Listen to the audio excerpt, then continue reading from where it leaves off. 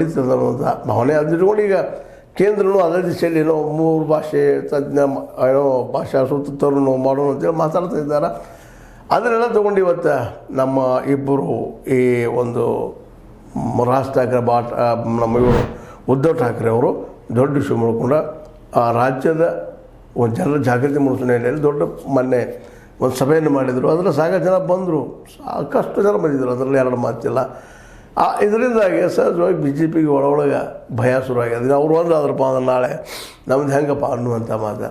ಇನ್ನು ನಡೆದ್ರಿ ಕಾಲಾಯ ತಸ್ಮೈ ನಮಃ. ಎಲ್ಲಿವರೆಗೆ ನಿಮ್ಮ ಮೋದಿಯವರಿದ್ದರು ಒಳ್ಳೆ ಹೇಳ್ತಾ ಅಲ್ಲಿವರೆಗೆ ಒಳ್ಳೆಯ ಅಭಿಪ್ರಾಯ ಇತ್ತು ಜನರಲ್ಲಿ, ಏನಪ್ಪ ಏನೋ ಮಾಡ್ತಾರೆ ನಮ್ಮ ಹಿಂದೂಗಳ ಸಲುವಾಗೈತೆ. ಆದರೆ ಇತ್ತೀಚೆಗೆ ಅದರ ವರ್ತನೆಗಳು ಸಹಿತ ಕೇವಲ ಅಧಿಕಾರಿಗಾಗಿ ಅಷ್ಟ ಅಂಥೇಳಿ ಅವ್ರಿಗೆ ಗೊತ್ತಾಗಿದ್ದರಿಂದಾಗಿ ಮೋಸ್ಟ್ ಪ್ರಾಬಬ್ಲಿ ನಮ್ಮ ಏನಪ್ಪ ಅಂತಂದ್ರೆ ಠಾಕ್ರೆ ರಾಜ್ ಠಾಕ್ರೆ ಮತ್ತು ಅದ್ರ ಜೊತೆಗೆ ಉದ್ಧವ್ ಠಾಕ್ರೆ ಇವರು ಕೂಡಿದ್ರಪ್ಪ ಅಂದ್ರೆ ನಾಳೆ ಅಲ್ಲಿಯ ಮಹಾನ್ ಮುನ್ಸಿಪಾಲ್ದ ಚುನಾವಣೆಯಲ್ಲಿ ಗೆಲ್ಲುವ ಸಾಧ್ಯತೆಗಳಿದಾವೆ. ಅದಕ್ಕೇನು ಮಾಡಬೇಕು ಅನ್ನೋ ಚಿಂತೆ ಬಿ ಜೆ ಪಿಗೆ. ಏನೇನೋ ಮಾಡಿ ಗದ್ದಲ ಮಾಡಿ ಇದುವರೆಗೆ ಉಳಿಸ್ಕೊಂಬಂದಿದ್ದಾರೆ ಬಿ ಜೆ ಪಿಯನ್ನು ಮಹಾರಾಷ್ಟ್ರದಲ್ಲಿ. ಈ ಸಲ ಸ್ವಲ್ಪ ಆಗಲಿಕ್ಕಿಲ್ಲ ಮುಂಬರುವ ಚುನಾವಣೆ ಅನ್ನುವಂಥ ಮಾತುಗಳು ಕೇಳಿ ಬರ್ತಾಯಿದ್ದಾವೆ. ಒಟ್ಟಾರೆಯಾಗಿ ಏನಾಗಲಿ ತ್ರಿಭಾಷಾ ಸೂತ್ರದ ನೆಪದಲ್ಲಿ ಇವರಿಬ್ಬರು ಒಂದಾಗಿದ್ದಾರೆ ಅನ್ನೋದು ಅಷ್ಟ ಸತ್ಯದ. ಅದೇ ಕಾರಣ ಇವರು ಒಂದು ಮಾತನ್ನು ಹೇಳ್ತಾರೆ, ಯಾರಪ್ಪ ಅಂತಂದ್ರೆ ಈ ಉದ್ಧವ್ ಠಾಕ್ರೆ